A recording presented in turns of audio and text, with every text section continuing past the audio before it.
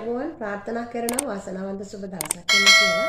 ඉතින් අද ඔයාලට මම අරගෙන ආවේ තෝස එකක් තෙල් චුට්ටක්වත් එකතු කරන්නේ නැතුව හරියම පෝෂණීය විදියට හදාගන්න පුළුවන් ගී එහෙම නැත්නම් තෙල් කිසිම දෙයක් එකතු කරන්නේ නැතුව ingredients දෙකකින් තමයි මේක හදාගන්නේ. ඉතින් එකතු වෙන වීඩියෝ එකත් එක්කලා තෝස උදු පිටි වලින් සහ හාල් පිටි වලින් කොහොමද ගෙදරම හදාගන්නේ කියලා බලන්න. අපි යමු වීඩියෝ එකට. වීඩියෝ එකට යන්න කලින් මතක් කරනවා ඔයා තවමත් මාලිඩි සිල්වා කියන මගේ YouTube channel එක subscribe කරලා නැතිනම් subscribe කරන්න ළඟම තියෙන notification bell එකත් all දාලා තියාගන්න. එතකොට තමයි මගේ වටිනා වීඩියෝ එකක් ඔයාලට ඉක්මනින්ම ලැබෙන්නේ. මේ සඳහා අවශ්‍ය වෙන්නේ කැකුළු හාල් කෝප්ප කාලකුත් උඳු ඇට කෝප්ප භාගයකුත්. රසය අනුව ලුණු ටිකක් තමයි. ඉතින් මෙන්න මේ චුට්ට තමයි අවශ්‍ය වෙන්නේ අපිට උදෑසන ආහාරයකට ගෙදරදීම රසවත් තෝස එකක් හදාගන්න පුළුවන්.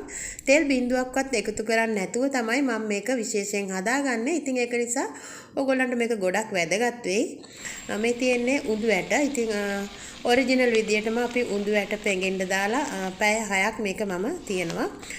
රැයට එකතු කරගත්තාම අපිට උදෑසන මේක හදාගන්න අනලා තියන්න පුළුවන්. මේ විදියට පැය 6ක් හාල් ටික ඒ වගේම උඳු ඇට ටික පොඟව ගන්නවා. හොඳින් සෝදලා ඊට පස්සේ පොඟවලා තියලා තමයි ඊළඟ දවසේ මම මේක බ්ලෙන්ඩ් කරගන්නේ. පැය 6කට පස්සේ ඉතින් දවස් ප්‍රමාණයක් නැහැ. පැය 6ක් තිබ්බහම ඇති. කැකුළු හාල් තමයි ගන්න ඕනේ. ඉතින් මම මෙතනට බාස්මති ගත්තේ. අපිට කැකුළු හාල් හොයාගන්න අමාරු නිසා ඉතින් බාස්මති හාල් වලින් උනත් හදන්න පුළුවන්. මොකද ඒක කැකුළු හාල් වගේ තමයි. මේ විදියට දැන් පෙඟිලා තියෙන්නේ. හොඳින් දැන් සෝදගෙන මේක බ්ලෙන්ඩ් කරගන්නකොට වතුර කෝප්ප කාලක් එකතු කරගෙන මේක කැමට ගන්නකොට සාම්බාර හොද්ද ඔයාලට සාම්ප්‍රදායික විදියට හදා ගන්න පුළුවන්. ඒ වගේම මේකට හදනවා කොළ පාට සම්බෝලයක්. ඉතින් ඔයාලා කැමති නම් ඒකත් හදා ගන්න පුළුවන්. ඉතින් මට ඒව හදා ගන්න හම්බුනේ නැහැ. මම මේක ඉක්මනින්ම තමයි හිතපු ගමන් හදාගත්තේ. ඉතින් ඒ වගේ දේවල් අපිට හොයාගන්න අමාරු යමුද්‍රව්‍ය පිට රටක ඉන්න නිසා ඒත් ඉතින් මම මේකට සීනි සම්බෝලයක් එක තමයි මේක කන්නේ. ඉතින් ඔයාලට පුළුවන් කැමති දෙයක් සම්බාරු ඒ වගේම මේකට හදන කොළ පාට සම්බෝලේ එහෙම නැතිනම් මේ විදියට සීනි සම්බෝල. ඉතින් කැමති දෙයක් එක්ක මෙන්න මේ විදියට තෝස එක හදාගන්න. මේ විදියට බ්ලෙන්ඩ් කරගන්නවා. දැන් ඕන බ්ලෙන්ඩ් කරගෙන ඉවරයි. දැන් ඊට පස්සේ තව මේක පැය 6ක් මම පෙඟෙන්න තියනවා. පිපෙන්න තියනවා.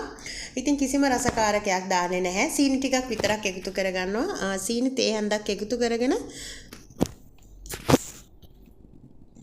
හොඳින් කලවම් කරලා ඊට පස්සේ තවත් පැය 6ක් මම මේක වහලා පැත්තකින් තියාගන්නවා. එතකොට තමයි අපිට අවශ්‍ය පදමට මේක ඇක්ටිව් වෙලා එන්නේ.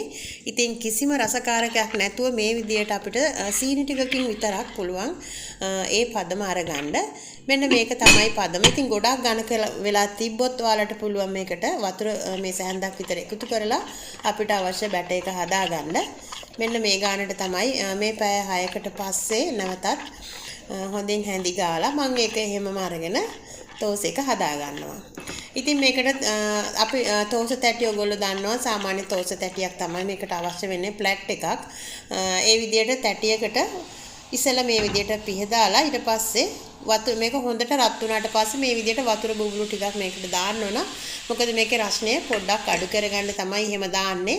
එතකොට අපේ රෝස පාටට රන්වන් පාටට තෝස එක එනවා අඩිය පැත්ත රන්වන් පාටට නැත්තම් රස්නේ වැඩි වුණොත් කළු වෙනවා. ඒක නිසා සාමාන්‍ය ගින්දරේ මේ විදියට වතුර පොඩ්ඩක් එකපාරට ඉහලා ඊට පස්සේ තෝස එක පැත්තක් දාලා හදාගන්න. ඉතින් විශේෂත්වය මේකට මම උඩට තෙල් කිසි දෙයක් දාන්න නැතුව ඉතින් ඔයාලා කැමති නම් මේකට උඩින් ගී ටිකක් එකතු කරගන්න පුළුවන්. එහෙම නැතිනම් බටර් හරි ඔයාලට පුළුවන් උඩ පැත්තට එකතු කරගන්න. ඉතින් මට අවශ්‍ය නැති නිසා මම එකතු කරගන්නේ නැහැ. කොලෙස්ටරෝල් වගේ තියෙන කෙනෙකුට මේක ගොඩක් හොඳයි. ඉතින් කිසිම රසකාරකයක් තෙල් බිඳුවක්වත් නැතුව මේ විදියට හදාගෙන ඔයාලටත් පුළුවන් රස බලන්න. ඉතින් ඒ වගේම කඩවල් වලින් ගන්නකොට අපිට ඕන විදියට සකසන්නේ නැහැ. ඒගොල්ලෝ ගොඩක් රස ගන්න තෙල් ගී බටර් එක જાති තෙල් වර්ග එකතු කරගන්නවා. ඉතින් ඒක නිසා තමයි මම ඔයාලට මේ කණ්ඩ හදාගත්ත එකේ පුංචි වීඩියෝ එකක් අරගෙන ආවේ.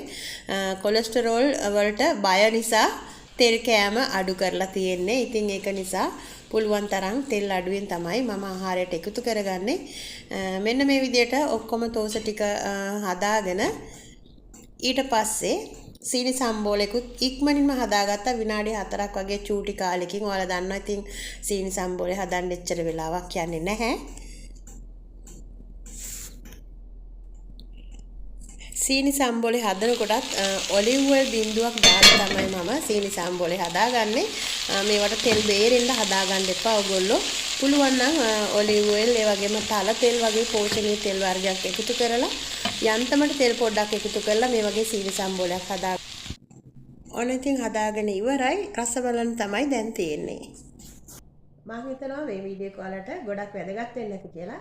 වැදගත් වුණා නම් තව කෙනෙකුට බලන්න ෂෙයා කරන්න. හැමදාමත් මගේ වීඩියෝ වලට ලයික් කරන, කමෙන්ට් කරන, ෂෙයා කරන ඔයාලට ගොඩක්ම ස්තුතියි. හැමෝම තවත් රසබර වීඩියෝ එකකින් ගිහින් එන්නම්. Thank you for watching my video. God bless all my friends. See you next video. Bye bye.